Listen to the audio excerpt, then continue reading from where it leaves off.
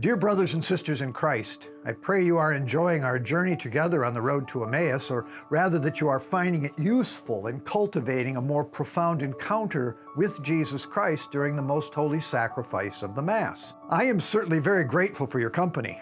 Together, please God, we are taking a sure step each week towards greater personal holiness, knowing that the Eucharist at Holy Mass is the source and summit of our life with God. As the great 19th century French devotee of the Holy Eucharist, St. Peter Julian Aymard, writes, "Know, O Christian, that the Mass is the holiest act of religion. You cannot do anything to glorify God more, nor profit your soul more, than by devoutly assisting at it and assisting as often as possible."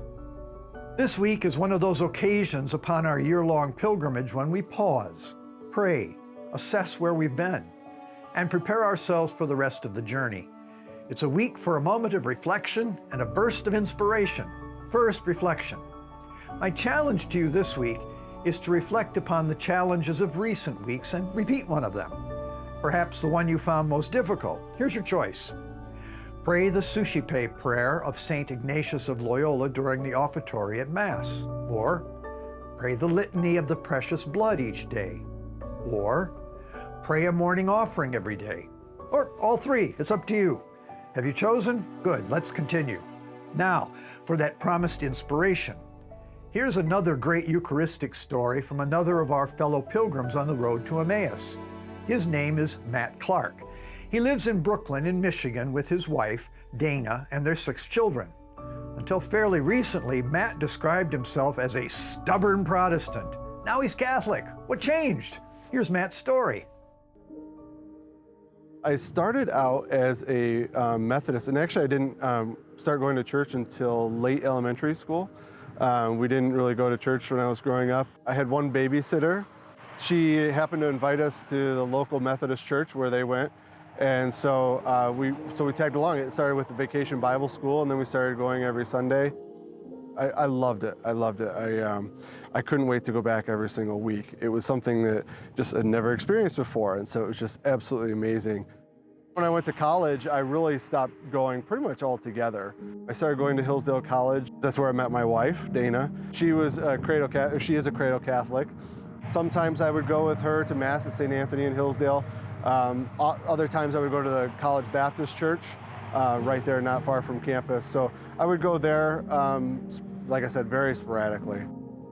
We got married at St. Andrew and Celine, actually. So I was still Protestant at the time. I had no interest in converting to Catholicism. I had a lot of reservations and a lot of questions that I didn't really feel like I needed to pursue because I felt like I was in the right area, essentially, even though I would kind of bounce around between the Methodist Church and the Baptist Church. I felt like that was right, that there were things wrong with the Catholic Church, and so I was a little bit stubborn in that sense that I wasn't really open to hearing about it.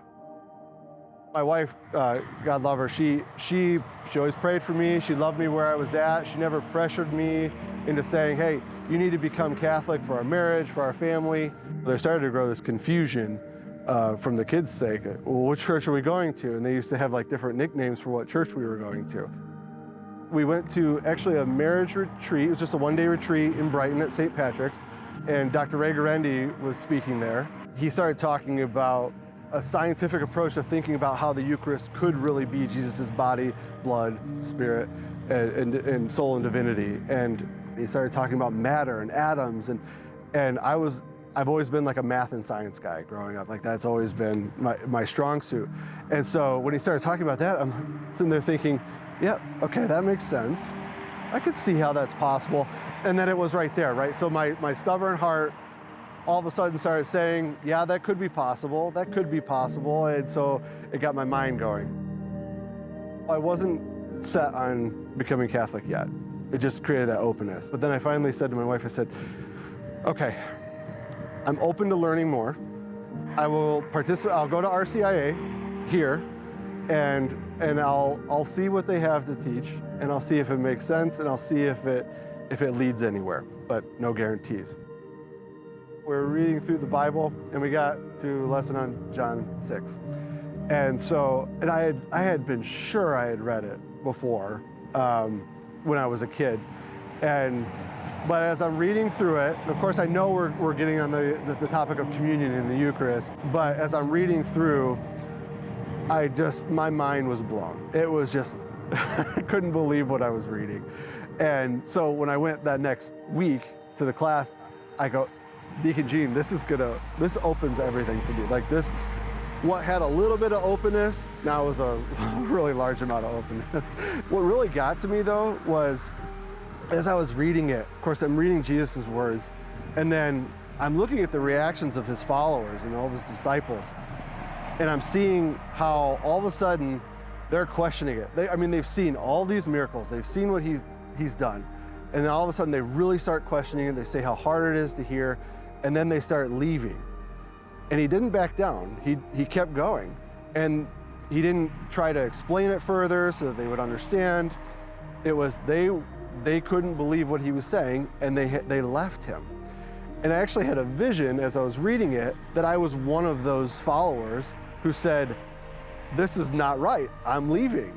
And I had that overcome moment where I'm like, I don't want to be one of them. I want to be one of the ones that stayed with him.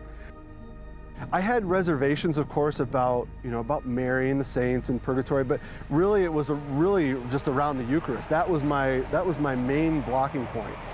And so after that, it was pretty much set that I told my wife, I said, I think I'm going to become Catholic this Easter. Since then, it's just, I've been on fire. I absolutely love our Catholic faith.